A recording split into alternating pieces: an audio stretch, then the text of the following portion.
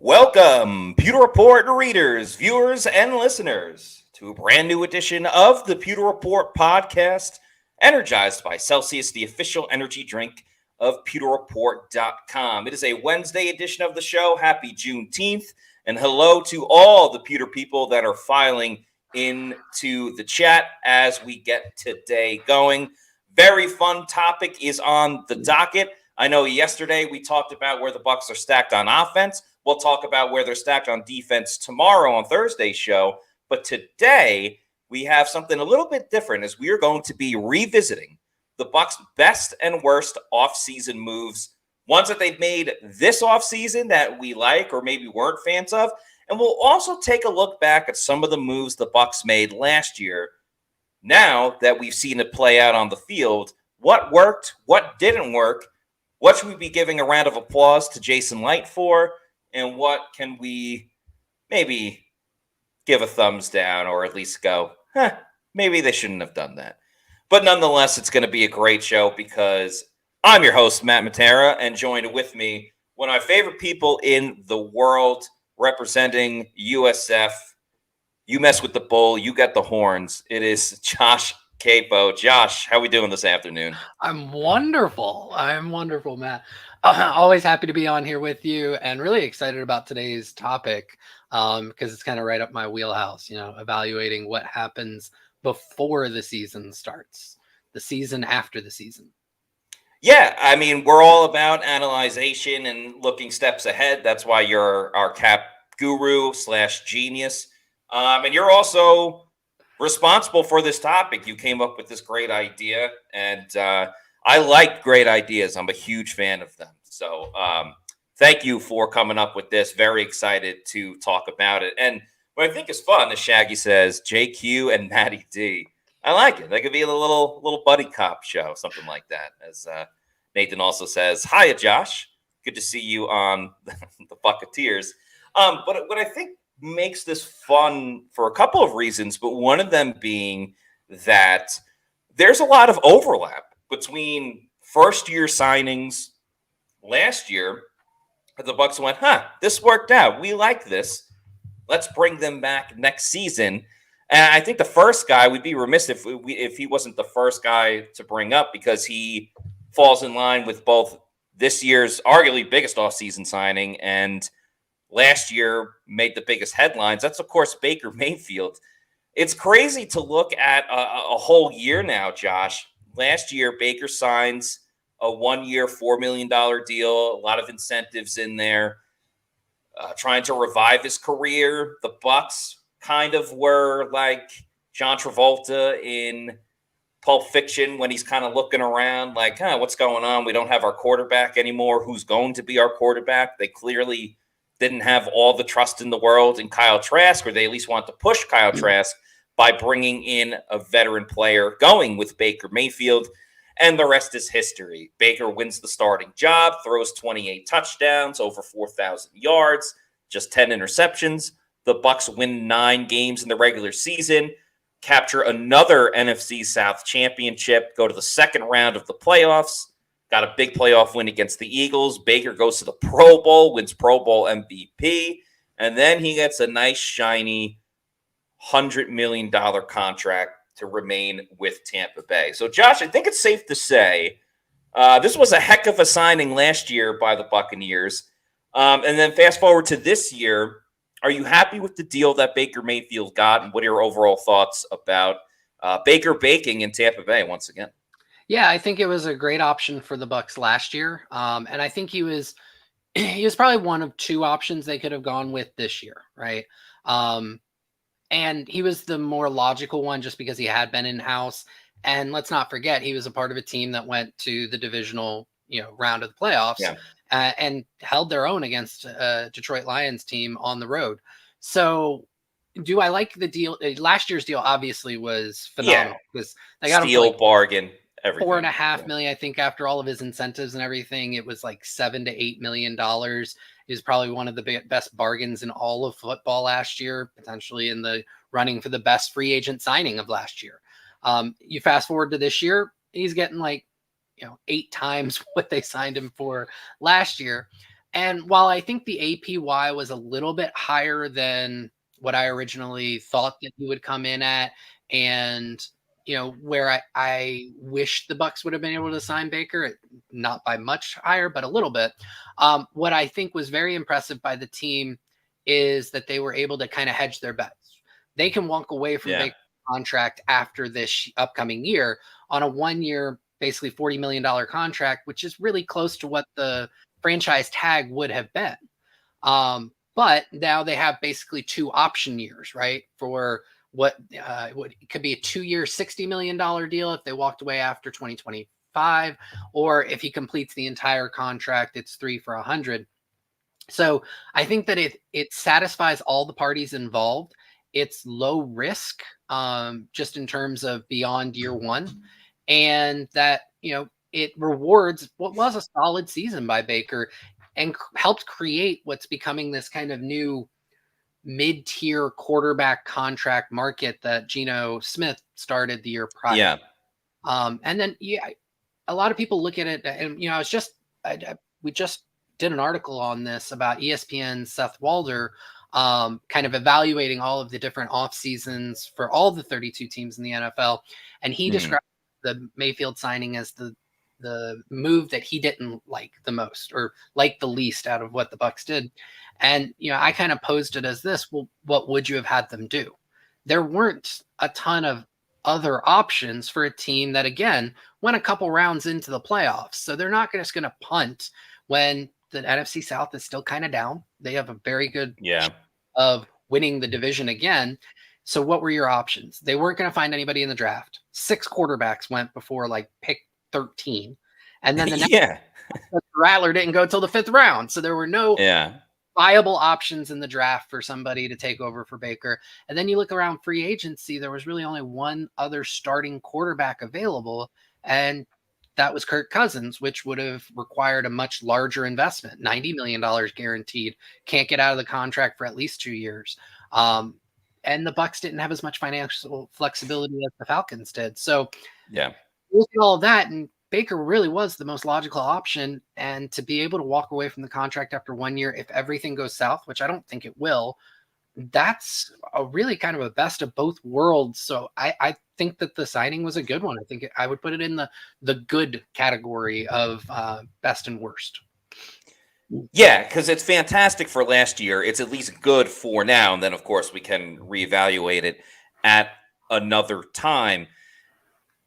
And yeah, the something would have to go completely drastic for Baker to not be back after just one season. Because even if he plays slightly below the level that he did last year, I think Jason Light and Todd Bowles and the rest of the Bucs brass would go, all right, well, we had one solid / good year from Baker, one down year. What are we going to get this year? And that's what makes it so important that the Bucs have that, maybe not necessarily break glass in case of emergency, but they have that option of kind of getting out of it where they're not kind of handcuffed and really screwed the way that a team like the Dallas Cowboys are right now with Dak Prescott and the money that they owe him, and the fact that they're trying to re-sign Micah Parsons and CeeDee Lamb, and they can't sign these other guys because of the Dak deal, where we're watching the Bucs right now. We'll talk about some of the other signings that they did this offseason and re-signings, but obviously we're all aware of the Tristan Wirfs thing that's going on, and they were able to re-sign Antoine Winfield Jr. So being able to get out of it, I think, is big. And on the other side of it, I think the Bucs would be kind of crazy if they watch not even what Baker did this season, but what Tampa Bay did this season with a monumental is probably not the right word, but just a huge win against the Eagles in the playoffs, avenging that regular season loss, showing that they can step up big post Tom Brady, on a nationally televised game in front of the world, and literally kick the crap out of the Philadelphia Eagles. And then you go and play the Detroit Lions. They had a chance to tie the game up late in that fourth quarter. It'd be crazy to say, you know what? We got to blow it up and start over. There's no way that this team can kind of compete at all. So I always try to look at it from all angles. And I do wonder, you mentioned Kirk Cousins. Obviously, he got the big deal with Atlanta. The Bucs, just even if they wanted Kirk Cousins, probably didn't have the money to, compete head to head with that. I do wonder with negotiating quarterback contracts. I even go back to like the Lamar Jackson thing. I think pops to the top of my head because the Ravens put that tender in that other teams have to give up draft picks, and I wonder whether it was like Kirk Cousins and with Baker Mayfield last year, what teams were actually truly in the running, like, okay, well, if Baker doesn't go back to the Bucs, where's he truly going to go? Because I know Atlanta was one of them, but it just seems like NFL teams get so worried about losing their guy that they'll throw an extra couple million or whatever it may be to make sure that they come back because they don't want to see what's on the other side of things. But at the same time, I feel like sometimes if teams said, here's our offer, take it or leave it, a lot of guys will end up taking it because they're not going to have the Kirk Cousins situation where the Falcons just throw them tons of money. I think this season will be very interesting with the contracts of like Tua and guys like that. Tua obviously wants a huge deal. Who knows if Miami's going to give him that deal? But if the Dolphins don't pay Tua, what team is going to pay Tua, the ginormous number that he wants to get? I know it's kind of an open-ended question, but I don't know. I think it's really interesting. I see your point, and I don't necessarily disagree with it. I think two things come to mind there. As far as other potential suitors, Denver probably could have done some financial gymnastics to sign Baker. I think Vegas probably could have been in the running there. I think Minnesota, maybe once they figured out they couldn't get in on Kirk, they could have been somebody who pursued Baker. So I think that there would have been some teams interested enough that, his 33.3 APY, I think I had him at 27.5 with similar guarantees. So it's not that far off to kind of the open-ended that you just talked about with Tua. It is a very interesting proposition to see what happens because you don't see quarterbacks get to the market that often. It's happened three times when you talk about like top 10 or better quarterbacks in the last few years. Kirk Cousins being one. And then, Aaron Rodgers was actually a trade, so that one didn't even count. You got Tom Brady. Like it does not happen that often. So when they get to free agency like that, one of the first questions you have to ask is, maybe they aren't really considered top 10, at least by the organization letting them go, potentially by the NFL as a whole. Brady was a little bit of a different case because the Patriots had just gotten into cap hell and they were worried about, his age and he wanted a multi-year deal. So it's a very interesting, Tua will be fascinating. He absolutely will, because his counting stats say he's going to be a $55 million quarterback, 50 at least. Tape wise, I wouldn't give him 50 million. I certainly wouldn't. I probably wouldn't go over 40. So that's just me personally. While we're talking about quarterback contracts, and then we'll get back to everything Buccaneers related. One, is the Patrick Mahomes deal like one of the best deals of all time, like when they got it done? And what do you think about the Jaguars signing Trevor Lawrence when they did? Because I really think the biggest thing is like, if you believe that you have your guy, sign him now, because it's only going to get more expensive the more you wait. Yeah, you're absolutely right about that last point. And he was a little bit higher than I had projected. I think I had him at like 51 and he came in at 55. So really close there. I think he did well for himself. I think it shows that the Jaguars do believe he's a top 8 quarterback. I think I was doing my own personal rankings not too long ago, and he came in right at 8th. And he's got to, fix the turnovers, especially the fumbles, but everything is there for him to be elite. All the physical tools, the processing. He works the intermediate middle of the field, which is the most difficult part of the field for a quarterback to work. He works it really well. And I had no problems with the Jags locking him up for what they had.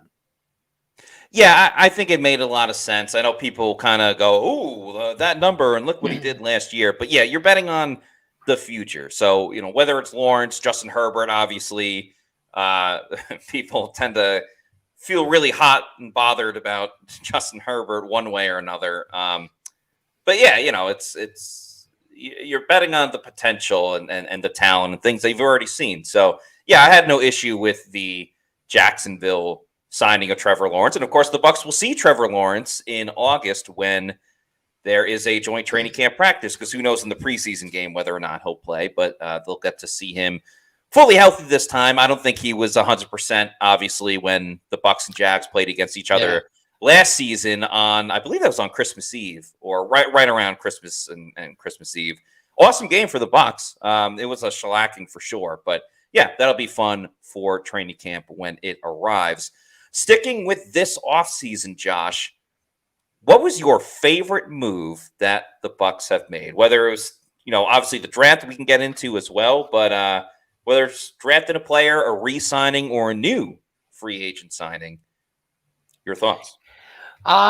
Probably the Antoine Winfield Jr. deal would be my favorite, because he had basically a historic season for a safety. He literally showed up everywhere on the field and on the box score, sacks, interceptions.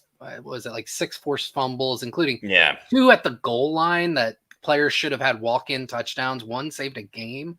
I want to say that was against Atlanta, if I remember correctly. So just everything that he did, and then to be rewarded as the highest paid defensive back in NFL history at this moment. I think that was really good. And, it was a deserved contract. I think it was a very fair contract. It was very close to where I thought he was going to be. You almost hit it like right on the head. Not to cut you off, but just want to hype you up a little bit. I was within like $750K on the APY. I was pretty proud of that one. So you should be. Thank you. Give the golfers time for you. Thank you very much. So yeah, I think that was probably my favorite move. I have quite a few that I liked a lot, but that one kind of stands out versus the rest. It was an unbelievable season. I don't know if I think his level of play can stay just as high and still go higher, especially with some of the other guys around him. But the play you mentioned, knocking the ball loose against Desmond Ridder, against the Falcons, doing it in the last week of the season against the Panthers, I don't know if that specifically can be replicated, because it was such I was going to say a 1 in a million play, but then it happened twice in a season. I don't know if we'll ever see that type of moment again, but there's still plenty in this beautiful game of football that we may be able to see from Antoine Winfield Jr. Maybe he'll have an interception in the end zone that he takes back for a touchdown. This is where you got to start manifesting these things. Maybe he'll have we were talking about on yesterday's show, I think one of the most exciting moments defensively in the past couple of years was when Mike Edwards had those back-to-back pick sixes against the Falcons within 3 minutes of each other. Maybe Antoine Winfield does that, but does it within 2 minutes or gets 3 scores in a game. I still think, while we won't see maybe 6 forced fumbles again, there's still a ton of magic and incredible play that is still very much on the table for Antoine Winfield Jr. Yeah, he's a special player with a nose for the ball, so you have to imagine that there are going to be some of those things in the future.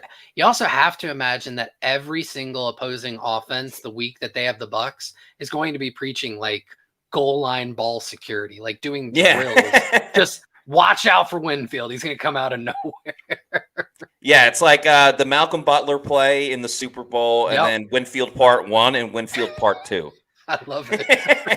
That's pretty much what it's going to come down to. Let's stay in the safety room. Talk about the other guy they signed. New to the team, but also not new to the team. More of a reunion more than anything else. Of course, that is Jordan Whitehead coming back to the Buccaneers.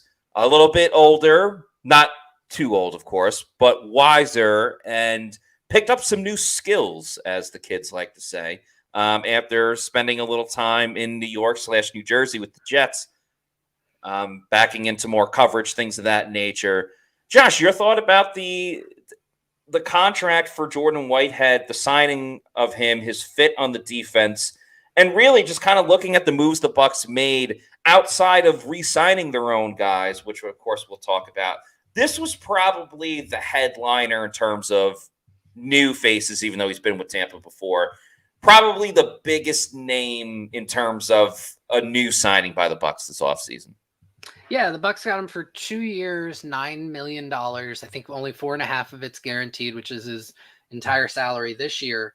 I like the signing a lot because we saw what 2020 through 2021, him and Winfield had a really good relationship. I think they formed one of the better defensive backfields or safety rooms in all of football.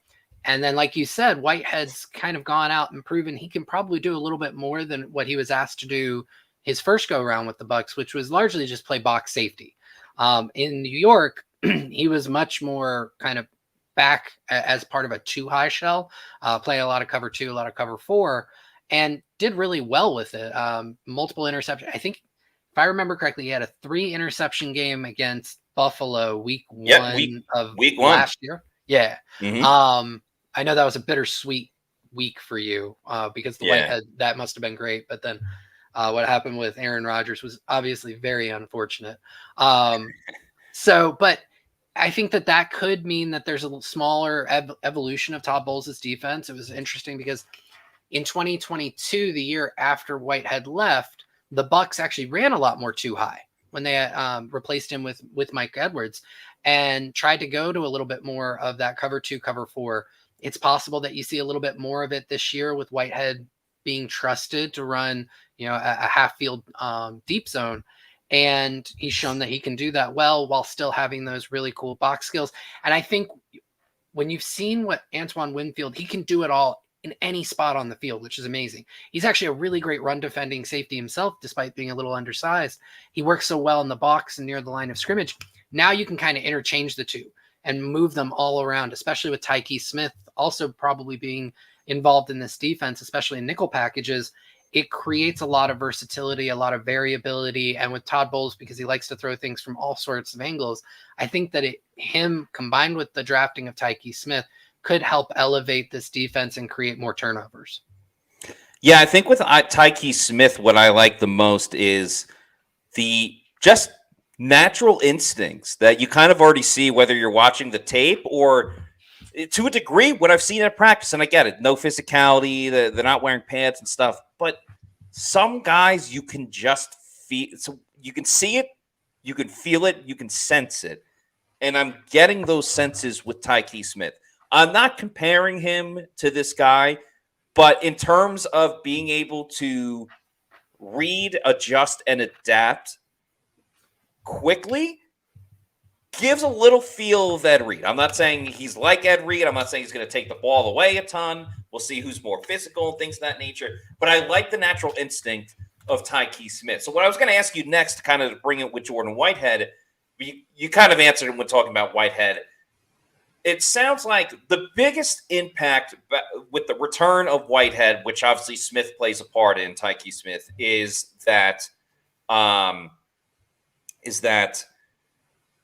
just the versatility, being able to put guys everywhere. Is that kind of like where the biggest immediate impact will be for Jordan Whitehead? Or is it the fact that, okay, he can play more coverage now, and therefore here comes more takeaways, or here comes like the ability to let Antoine Winfield Jr. kind of run free, maybe even more than he did a season ago? Yeah, I think that's part of it. I think the biggest part with Whitehead is just a level of trust, right? The Bucs thought they had a really great signing, under the radar signing. I was a big fan of it. Like, I'll put it out there. I was wrong when they got Ryan Neal in the summer of last year, coming off of one of the That's what I want to talk about next in the NFL. But with Whitehead, there's a level of trust because he's going to be in the right spot. But, you talked about kind of like, just this sense, you're feeling it and everything like that. And you know what? I'm always feeling it when I have a Celsius. Oh, an excellent transition. I wanted everyone to see the Celsius shirt. Great transition there by Josh Capo. Of course, Celsius is the official energy drink of pewterreport.com. The vibes are always high on the show. The vibes are even higher when it's Josh Capo and myself, because we are just a couple of silly geese doing this show. And so whether it's the Galaxy vibe or the Astro or the Cosmic vibe, they're all fantastic flavors. I may have to use the mute button, Josh. Just kidding, buddy. the Arctic Vibe is my personal favorite. I love the Arctic Vibe. Fantasy Vibe, Tropical Vibe. You heard me go on and on about all the awesome flavors. There's no sugar. There's no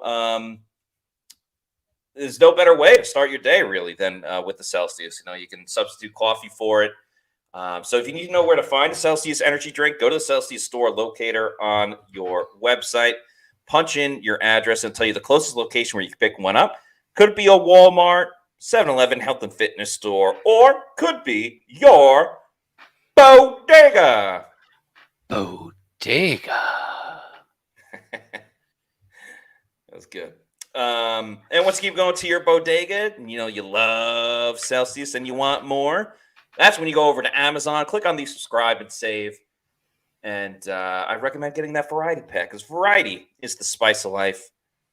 You heard me talk about all the great flavors of Celsius. You can have it sent to your place of residence whenever you want. You're in charge. You're the captain. Just make sure you're drinking Celsius energy drinks, the official energy drink of PewterReport.com.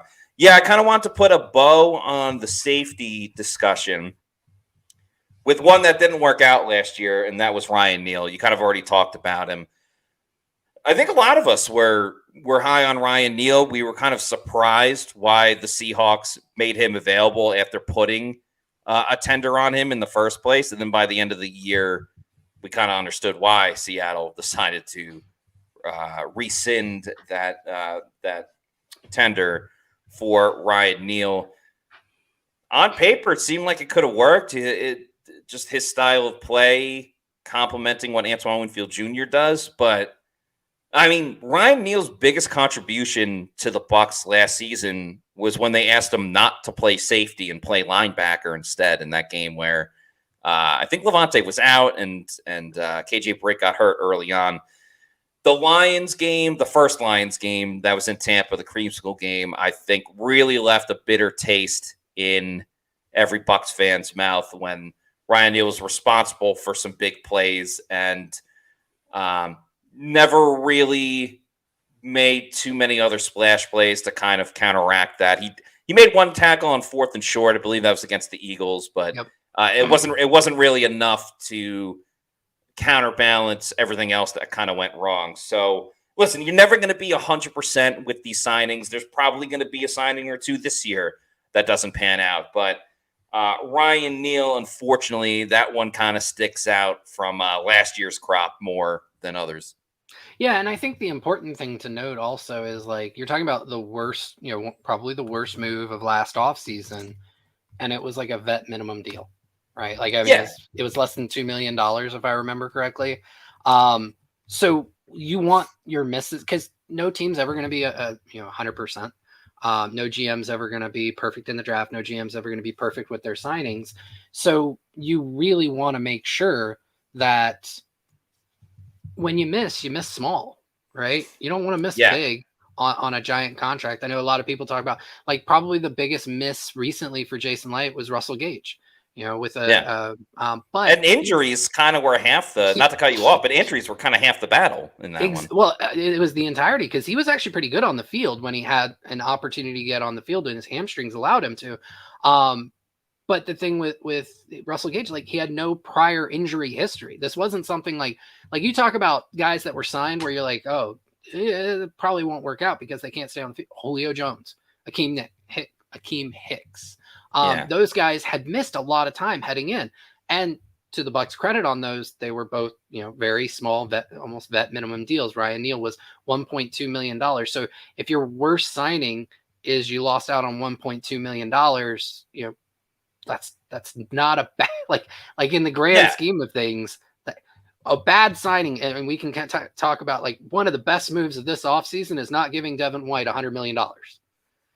Amen. You give Devin White $100 million, Ryan Neal's contract and signing looks like nothing. Everybody forgets about it, right?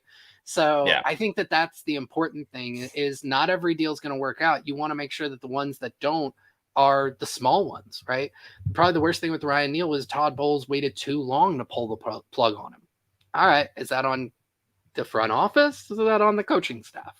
So, no, that's a fantastic point, Josh, because I think that's where it gets a little misconstrued. Is people forget that the Bucs were again, the buzzword last year was the Tom Brady credit card and all that stuff. Like the Bucs had no money. Like they had to go bargain hunting. That's why Baker became available, and that's why they had to go with Ryan Neal. So yeah, when you say he's a $2 million player, I think a lot of times you think, okay, well that guy's probably like the backup or fourth string or something like that. But because the situation that the Bucs were in, when you see Ryan Neal as a starter and kind of messing up, it kind of hurts a little bit more. But that's the position that the Bucs were in. So I thought that was a great job, just kind of painting the picture of, yeah, really like the Bucs will miss, but they haven't missed in like a truly fatal way like other teams have with gigantic contracts. And the whole Devin White thing, I believe, is a perfect example of that. And we see it year after year. There's not one that pops into my head at the moment, but yeah, there's always that team, that player that gets a huge deal, and it's like, what? Like that's what they got? I mean, to contrast it, this 2024 is supposed to be the first year of the extension that Russell Wilson signed with the Broncos. Yeah. He was cut before the extension kicked in. That's a bad signing. That is historically bad, right? So Ryan Neal for $1.2 million doesn't look nearly as bad within the context of Russell Wilson's Denver extension. Will technically start in 3 months. That's a great example. I think another one, not necessarily money-wise, but compensation-wise and for what they got for him, like the trade that the Giants made for Darren Waller, and then Waller just retires after one season. I'm sure if the Giants had their crystal ball and saw that he was going to be done after 1 year, I don't know if they give up like assets to go get Darren Waller. But yeah, the money with Russell Wilson, I think, is a great example. And, you know, kind of to give more praise, I know we didn't bash, but obviously the Ryan Neal was a negative thing. But to give praise to the Bucs, like a lot of these other signings from last year, a lot of them are back this year. Like Baker Mayfield, John Wolford is back.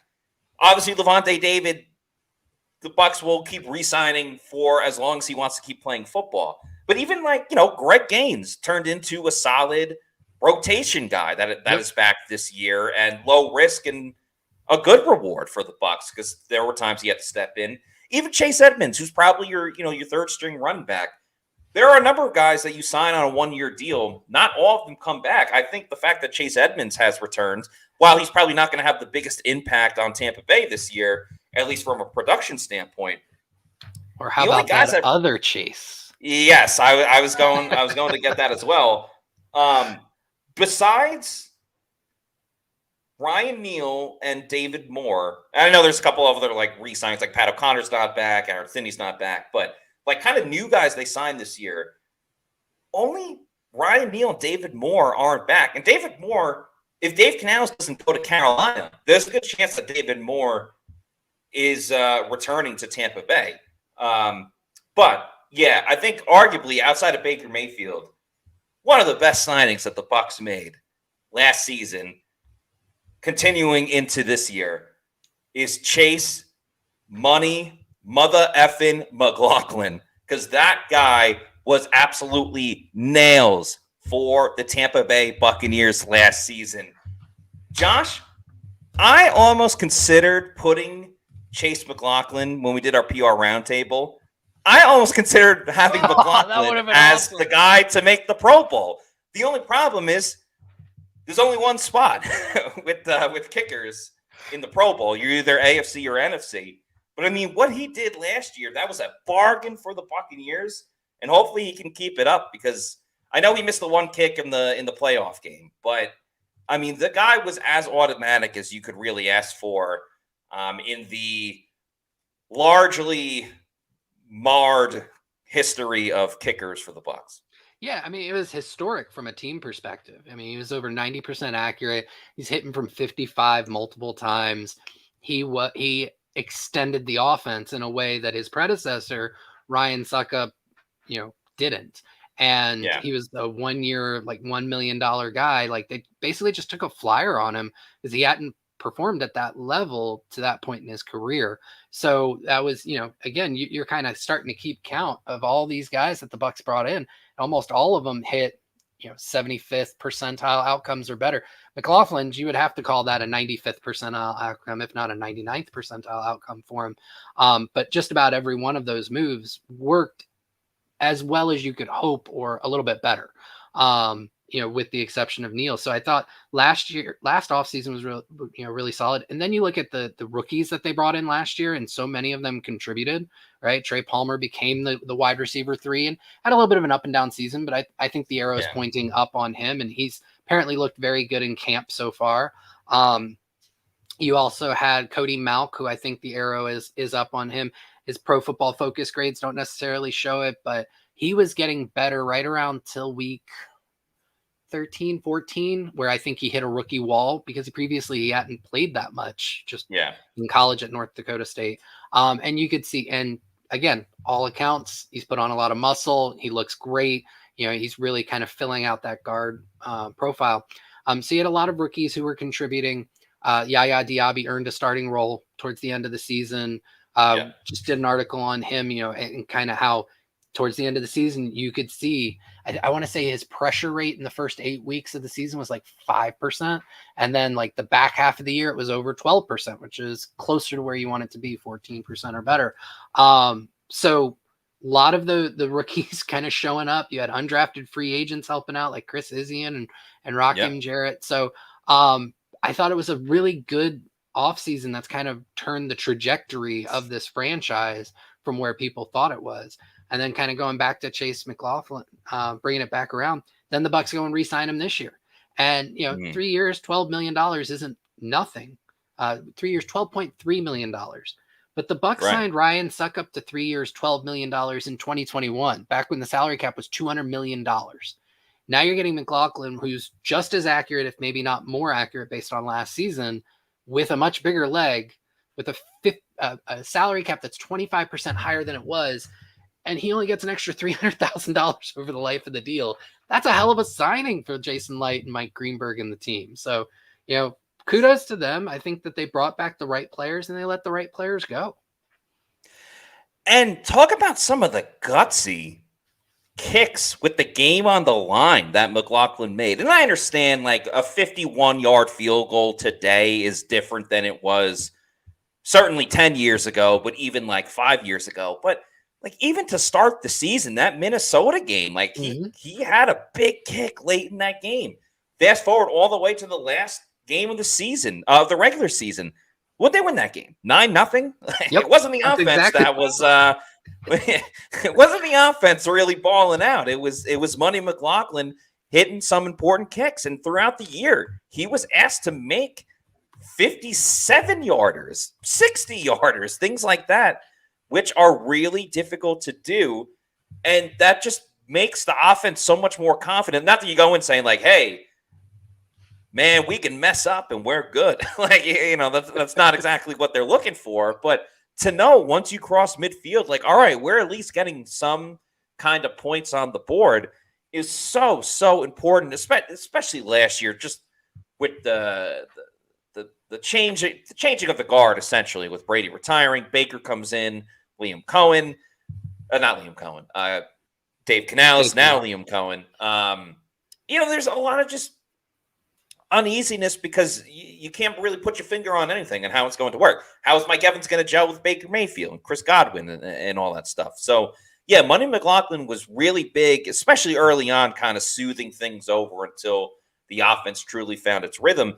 And the thing I'll say about last year's draft class, because I do think it's tough after one season to be like, obviously Yaya Diaby had a fantastic year. Kalijah Cansey, who you didn't even mention, like imagine him being fully healthy for a season, what that can do for the Bucs this year. I can't sit here right now and just be like, this is a tremendous draft class, but there have been and this will be better answered, after their third season when guys are more developed. But they've had immediate contributors, to your point. Yaya, Kalijah Cansey, Cody Malk starting from day one, Isian as an undrafted free agent, all the guys that you have mentioned. There's really not anyone from the draft class, at least, I mean, even Trey Palmer being 6th-round pick, there's no one from the draft class where you're like, all right, this guy just doesn't have it, and it's just not going to work out. And I think that's a plus because you go around the league, you're going to find players and teams like that may have someone. But no, the Bucs asked their rookies and their young guys to step up and do something right away. And to a degree, this year's draft class may have to do that as well, but not because the Bucs maybe necessarily need it as much as last year, because they want to play guys like Tyke Smith, because they want to play Jalen McMillan, because they know Graham Barton is an upgrade over Robert Hainsey. So, if you want to give the Bucs flack for some of their other drafts, like JTS and Kyle Trask that year, or Logan Hall not truly being what everyone wants him to be just yet, and we'll see what happens. Jason Licht's off to a pretty damn good start with last year's draft class, and it's hard not to like what they've done with this year too. Yeah, and even some of those, quote unquote busts are, have developed into solid, second tier players, starters. JTS is a solid starter. I just went round and round with, 1,000 people coming from my neck on Twitter about JTS. He is a solid number 2 edge rusher. And, when he was drafted in the first round, coming off of his Super Bowl, everybody assumed he was going to be the heir apparent to Jason Pierre-Paul as a, dominant or high-end edge rusher. He hasn't developed into that. There's still a little bit of potential that could happen. That's what I posted on Twitter was, he still flashes. There are still opportunities. It would not shock me if, he turned into an 8 to 10 sack guy this year and used it as a springboard for a solid contract next year. It's still there, but the floor with JTS is pretty high. Because he sets the edge well, he works well in the run game. He still provides fairly consistent pressure. There's a lot to like, and a lot of teams would want him as a starter on their team. Logan Hall's become a rotational interior defensive lineman. I don't think he'll ever be much more than that. But when he's on the field, he's not an abject, failure. He can be a part of, quality defense in a specific role. I do want to kind of transition a little bit into some of the moves this year that maybe the Bucs, I would say I'm concerned about. And I think the number one thing that there were 2 highlights for me. I think for the Bucs defense to truly be special, and Todd Bowles has talked about it ad nauseum with us, over the past several months or even a couple years, they got to get home with 4. And I think on the interior, you've got some solid guys with Vita Vea, Kalijah Cansey, but if you really want to get home with 4 on a consistent basis, you have to have a fairly high-end edge rusher. We just talked about JTS has not turned into that. Yeah. I don't think that guy's on this roster. And there were some high-end edge rushers who were available this offseason, either via trade or via free agency. And I would have loved the Bucs to have taken a swing on one of those, say Bryce Huff coming out of your New York Jets, right? He signed for, I want to say 3 years, $51 million. That was the deal the Bucs. Yep, the Bucs definitely could have afforded. Once the Eagles signed Huff, they made a couple of their edge rushers available. Hassan Reddick, who I think went to the Jets, right? At one point, I think Josh Sweat was available for the Eagles. They had talked a little bit about that. Houston signed Danielle Hunter. So there were some guys available. I would have liked to have seen the Bucs take that swing. I know it's a little bit outside of Jason Licht's wheelhouse. He doesn't like to spend a ton of money on outside free agents. Not that he's never done it. Ryan Jensen certainly comes to mind, but that would have been one that I thought could have really unlocked a different level for the defense. And then the other one that continues to worry me, and a little bit prescient timing, because today we published the NFC South offensive guard rankings. Yes. Right. Where the Bucs are not in the top half of the division. The Falcons have a really great guard duo. The Panthers have a solid guard duo that they overpaid for, but doesn't mean that they're not good. They are. Robert Hunt and Damian Lewis are good guards. The Bucs have what I would consider a very worrisome, left guard situation. They brought in 2 guys who have spent most of their careers as backups. One for a very good offensive line, or a team with a good offensive line. That's Sua Opeta, who spent his entire career so far with the Eagles, and then Ben Bredeson, who actually got the bigger contract, like twice the size of Opeda's contract, who was a part of a really, really bad Giants offensive line last year. And I think that the Bucs could have probably addressed that position in the Earlier than draft. Elijah Klein. Yeah, in the draft before day 3 rolled around. I think they could have addressed it in free agency. I still think they can address it in free agency because Adam Schefter just reported of ESPN just reported that Connor Williams is apparently healed up from his knee injury, his knee surgery, and looking to sign with the team. And Connor Williams has been a quality interior offensive lineman for 4 or 5 years now, coming off of 2 really good years with Miami as their center, but he has a lot of left guard experience. So that would be a move that I hope the Bucs make. So just a little teaser for everybody. Be on the lookout for a story from Josh about that, where it'll be a little more in depth about Williams and why the Bucs should go after it. So I want to get back to guard in a second, but just to kind of wrap up your concerns about outside linebacker, that the Bucs don't have a legit guy. Why don't you see that in Yaya Diaby? And is that kind of the case with Braswell too, where you don't see him as like a legit stud edge rusher, but a guy that can still obviously contribute and play a role for this defense?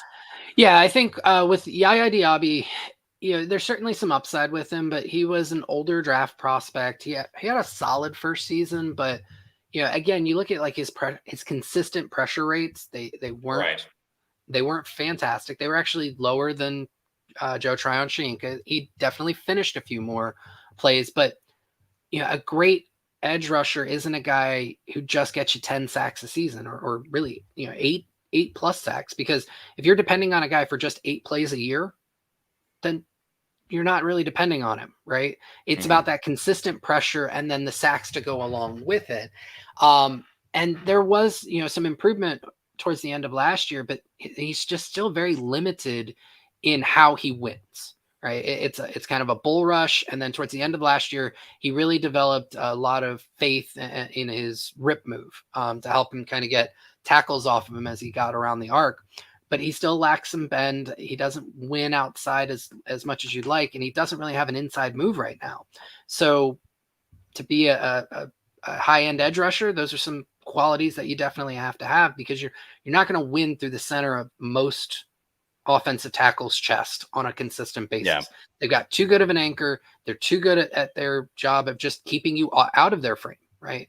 So I don't foresee that for him as his future. I think Yaya is going to become a really good number 2 edge rusher. I just don't see him becoming that dominant guy. Braswell, I think there's upside for that. I don't know if he'll ever get there. I think, again, he kind of, excuse me, he kind of falls into that same category with JTS and Yaya that, I think he's going to develop into a solid number 2. And if you get enough of those guys, maybe you get enough pressure on a consistent basis. But I don't foresee any of them. And I've come around a little bit more on Braswell. I think maybe he has the highest upside of the 3 at this point. But I still think that that's a low likelihood. Can the Bucs still improve as a defense with essentially 2, let's just say number 2 outside linebackers with, let's just say, like, whether it's Yaya and Braswell or, Yaya and JTS kind of taking it home? Yes, because I foresee Zion McCollum taking a big step this year on the outside at corner. I think Whitehead's a big improvement over Ryan Neal. I think KJ Britt's going to give you somebody where where he's going to be, and he's not going to freelance like Devin White. And I foresee Kalijah Cansey taking a big step forward, and Tyke Smith winning the nickel job and providing better play than Chris Izien last year. So when you look at all of those moves, and I think it actually really kind of does a fun job of umbrellaing this whole conversation we've had today, I think they've made marginal upgrades all around the defense, including just creating a high floor with a bunch of solid number 2, number 3 guys who you're going to get a quality snap out of all of them every time. I think that the defense does take a step forward this year on a consistent basis. And I think you'll probably see more turnovers from the defense as a whole, maybe less from one individual, Antoine, but more Right. just in the aggregate. So I do think that this defense takes a step, maybe two forward from last year.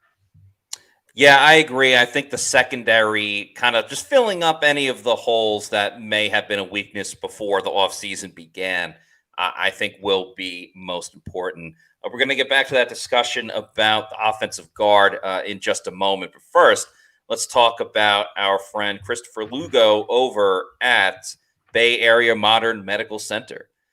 Are you tired of feeling like just another number in the waiting room? At Bay Area Modern Medical Center in Tampa, we believe you deserve personalized care that puts your health and well-being first. So meet Christopher Lugo. He has over 24 years of medical expertise. As a primary care provider, he's dedicated to your overall health. But that's not all. Christopher specializes in weight loss, anti-aging, and hormone replacement therapy, including testosterone treatments for both men and women. Men, listen up. Testosterone treatments can be affordable. Don't let age slow you down. Reclaim your vitality and get back to feeling great.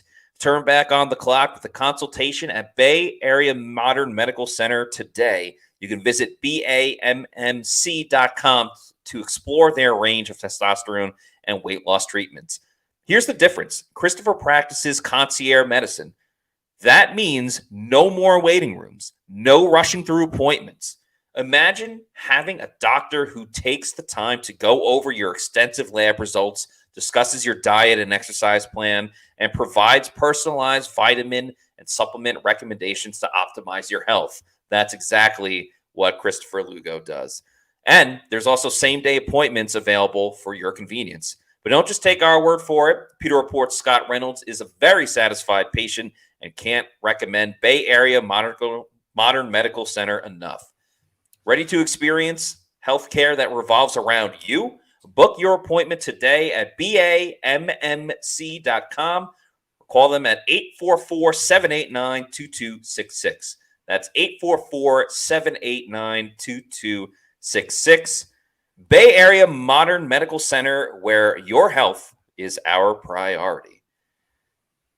Yeah, Josh, when you were on the show, I want to say last week, you kind of voiced your concern a little bit then for the left guard position because, if I'm not mistaken, you viewed Opeta and Bredesen, their signing, as pretty much on the same plane as, what they got from Matt Filer last year.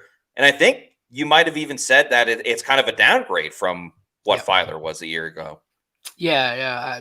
I was a bit more of a Filer supporter than I think most. I think the narrative around Matt Filer would have been a lot different if he had gone out when he originally got injured against the Falcons in the first game, instead of trying to stick it out for the rest of the game and then getting absolutely abused on the last drive. I think he probably could have kept his job once he was healed up. But yeah, I mean, neither one of these players has the track record that Filer had coming into last year. And I just don't see either one of them elevating. And offensive line is a weak link system. I think Bucs fans got to see that in a very unique way in 2022 with Luke Gedeke, right? You can have four good offensive linemen, and if you have one who just can't get it done, it can blow everything up. And fortunately for Luke, he turned it around at right tackle last year, and arrow's certainly pointing way up for him. But I do have that concern with Bredesen and with Opeta, potentially being those options at left guard. I do think that would be a very weak link, to the point where I've been on the record this offseason as saying, all right, if this is the roster, then keep Hainsey at the pivot and let Graham Barton play left guard this year. Because I think that's getting your best five out there. Because I do view Robert Hainsey as a better option as a starter than Bredesen or Opeta. And if anybody comes back and says that's the worst idea ever, then you just didn't watch Bredesen and Opeta. In my opinion. You brought that up last week as well. And it makes me curious how much of a dent Elijah Klein can kind of put into this competition and race. Because, he played at UTEP. They mostly only ran the ball. So we'll see how, pass blocking will be a big factor. But I don't know. I like the attitude Elijah Klein has coming in. I think he's a little bit of a different kind of free spirit, but I almost think that's good for this offensive line. I'm just curious, like, what type of impact he can have if he gets an opportunity to really get some reps in training camp with the starters. Year one, I would say probably not much. I think that there's a Yeah. lot that he's going to have to develop in terms of hand usage and just getting used to the level of strength and competition that he's going to be facing on a day in, day out basis. Because, defense, this is a golden age for defensive tackles in the NFL. Like, there are some Yeah. really, really good defensive tackles in the NFL right now. So I'd say year one, not so much. I'm excited about Klein. Like, I really enjoyed watching some of his tape from college. I just think that he's more of a, next year, maybe he's fighting for a starting job. Maybe year three, he earns it type of player. And that's usually the path that you want to see for guys taken on the second, in the second half of day three in the draft. Yeah, it'll be fun to see. As we kind of close down this show, wanted to save the best for last. Maybe the most universally loved Buccaneer, and that, of course, is Mike Evans, who had a big re-signing this year as well. And I will keep on saying it because it's one of my favorite bets that I've ever made in the history of my gambling career. And that was last season, the total receiving yards on the year for Mike Evans, the over-under was 875, maybe 875 and a half. Don't want to shortchange Mike. And boy, did my eyes light up when I saw that bet. It's one of my favorite overs that I took because betting the over is just naturally more fun. You're rooting for more yards, more points, and things like that. I responsibly hammered that over of Mike Evans, 875 yards. And of course, he hit it because he's Mike Evans and he got 1,000 yards once again. I can't wait to see what the numbers will be for Mike Evans this year for his over-under. And if it is anything under 1,000 receiving yards, I'm going to responsibly hammer that again. And of course, if you want to bet on Mike Evans or the Bucs or really anything, remember, we got the Olympics this summer, so there's a bunch of crazy sports going on. Head on over to mybookie.ag. Use the promo code PEWTER. That's PEWTER when you sign up on their app and get a first deposit bonus over at MyBookie. That's free money in your account. Even if you learn from Plant City Math, you know that is a heck of a deal. So MyBookie, they got tons of great boosts and props and parlays. The NHL Stanley Cup's still going on. Game 6 is on Saturday. Baseball is in full swing. The golf, you got another PGA. What is it? The British Open, I think, is in a month. And again, you got European soccer and the Olympics. You can bet on, beach volleyball and you bet on which country gets the most medals. Yeah, that too, and track and field and weightlifting and the shot put and all the cool stuff at the Olympics. So you can do that on MyBookie. Use the promo code PEWTER. That's PEWTER. And check out their online casino as well. It's just like going to the casino, whether you're in the Tampa area or Vegas or wherever. They got craps, blackjack, all the fun games, roulette, and it's just like being at the casino. So bet on everything over at mybookie.ag using the promo code PEWTER. That's PEWTER. Pewter. So, Mike Evans, what kind of year are we thinking for Big Mike, number 13?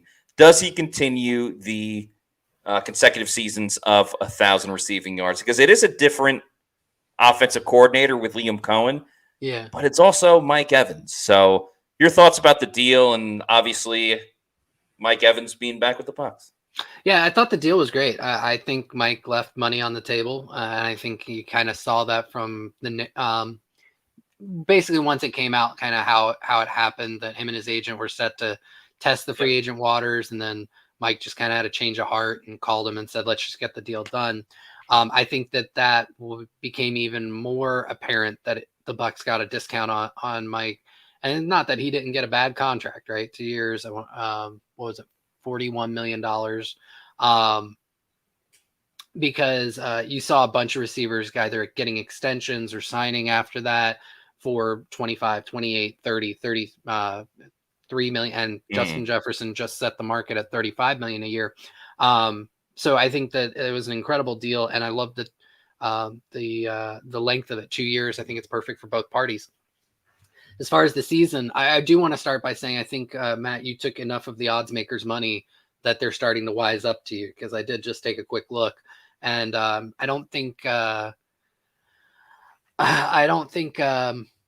everyone's got the props up, but there are a couple sites that have his over under. I think it's 1,050.5, which is, I think, a little bit makes you pause a little bit more, right? Yeah, that does make me pause. Yeah. So I provided health. I think that's the big thing with Evans, is provided he's healthy and he plays at least 16 games. I do see him going for another 1,000 yards. I do see at least 8 touchdowns for him. I think it's another solid season for him. Maybe not on par with last year, because I think he put up a lot of yards in a very unconventional Mike Evans way. He had two catches. I want to say one went for a touchdown where, he racked up over 60 yards after the catch. It's not normally how Mike Evans wins. That's very true. So I don't know if you can forecast that happening again, but put me down for 80 yards, 1,025. I'm sorry, 80 catches, not 80 yards. Oh my gosh. Yeah, that'd be terrible. That would be very terrible. That'd be horrific. That would be appalling. Yeah. 80 catches, 1,025 yards, and 8 to 9 touchdowns, I think, is a very reasonable expectation for him. Yeah, I think, Scott Reynolds, he's been doing this what if series. That's been very interesting to read. And this last one, while a good read, it's certainly harrowing, because, we don't want to live in a world where had people clutching their pearls. Yeah, exactly. But I think Scott brings up a really interesting point that, yes, we all want Mike to get 1,000 yards, and it would be super important to his career, his legacy, and everything like that. But if one of the biggest keys to Mike's success and the Bucs' success really over the last 4 or 5 years is the touchdown production that Mike got. Because even when Brady was there, especially in 2020 and 2021, Mike was eclipsing 1,000, but he wasn't absurdly going over the number. Like that first year with Tom, I believe he got 1,006 yards. Like he just got it. But the touchdowns were through the roof and off the charts. So I think there is a world, especially if there's an emergence of Jalen McMillan, or even Chris Godwin moving back to the slot, and he turns into Chris Godwin of 2019 and 2020, and really 2021 before he got hurt. I think there are ways where Mike unfortunately doesn't get 1,000 yards, but gets around 13, 14 touchdowns again, and the Bucs can still be successful. I would still opt for Mike to get 1,000 receiving yards and the Bucs be successful and still score the touchdowns. But yeah, I think there is another way for the Bucs to still be good and be okay, where Mike doesn't get 1,000 yards. But I don't even want to speak on that too much anymore, because it's just like I said, a harrowing thought that Mike Evans wouldn't get 1,000 yards. I think odds are that he does get 1,000 yards once again. Last person I just want to give a quick shout out to, because he's also one of the most beloved Buccaneers in the history of Buccaneers football, and that's of course Lavonte David. He's back this year. Very, very excited for him. I don't really see any drop off with Lavonte either. He's like a fine wine. He really is fantastic. So before we wrap up, Josh, I just wanted to bring this up real quick, because you've been doing a tremendous job with these write-ups every single Wednesday. You mentioned it before. Offensive guard is out right now, but going position by position all the way up until the preseason with the NFC South, ranking each position. You obviously started with quarterback and going the way down. It's been a great read. I highly recommend everybody checking it out. If you haven't yet, we put the guard one in the chat right now. But what made you want to kind of break down this thorough analysis of the whole NFC South? Well, I had fun doing it last year. I really enjoyed it. I think last year I had the Bucs as the top team once coaching was kind of incorporated in there. narrowly beating out the Saints, and that kind of transpired through the season. So it's always nice to take a step back and kind of see how this team that we cover day in, day out, lives within the context of their surroundings, right? The league as a whole and the division specifically. And to take a little bit more of an analytical approach to their opponents, especially in the NFC South. So I think that's kind of been the onus for me to do it, is to really get a better idea. A lot of analysts have said, the Falcons on paper are probably the best team in this division. I know you've kind of railed against it on a lot of the podcasts where you're like, you can't just say that. The Bucs have won like the division like 3 years in a row now. They have the longest playoff streak in the NFC, right? So how can you just count the Bucs out? And but kind of going room by room, we're up to the guards now, and you look at the Falcons have a really good team, at least within the context of this division. There's certainly a very realistic world where they're the best team in the division. I think there's certainly a very realistic world where the Bucs continue to be the best team in the division, but to just dismiss some of the other teams out of hand. And I see that happening with Bucs fans as I, looking at their takes online and things like that. So I enjoy kind of taking a step back and saying, let's be realistic, not only about this team, but about every team. All right? And if you want to paint the rosiest picture for every position group for the Bucs, well, if you apply that same logic to the position groups of other teams, you may not, come to the conclusion that you think, and kind of trying to take a more measured approach than just everything's going to go right for the Bucs, right? Best case scenario. And then everything's going to go wrong for these other teams, right? And saying, now let's kind of talk about a 50th percentile outcome for everybody, and how do those chips, kind of shake out? For sure, because it'd be easy to just be like, get out of here, Panthers. Like, you're last on all these lists. But for example, the guards, they're higher than I think a lot of people would probably predict. When I say a lot of people, I mean kind of like the average fan just saying, right, oh, the Panthers stink. Like, they would have had the first pick if they didn't trade it away a year ago. So, yeah, I think it's a lot of great inside info. It's going to be, and obviously you're doing offense right now. Offense is kind of wrapping up. Defense will be next. If you're doing kickers, man, that one I feel like is really going to be exhausting, not like in a analysis way, but like, do I go Koo? Do I go Money McLaughlin? Like, there's some tough choices at kicker. One of your favorite positions. It is, and I love evaluating special teams, and I'll kind of give everybody a small peek behind the curtain in terms of how this isn't just like vibes. Like, I do take a look at kind of their each player's statistical and grading production over the last few years, and if there's enough data on the player, I do kind of a regression analysis, right? So like a weighted regression, I should say, of their last few years. So the most recent season gets the most, the highest weight, going back about 3 years to get kind of like this is a 50th percentile outcome for them. So Chase McLaughlin will get a nice kick up for his most recent season was fantastic. Younghoe Koo had a very tough 2023, but he's had some solid seasons prior to that. So it'll be an interesting one to kind of see how it shakes out. So I'm excited. And then I will do the coaching staff as well, and then finally do a full everything weighted together.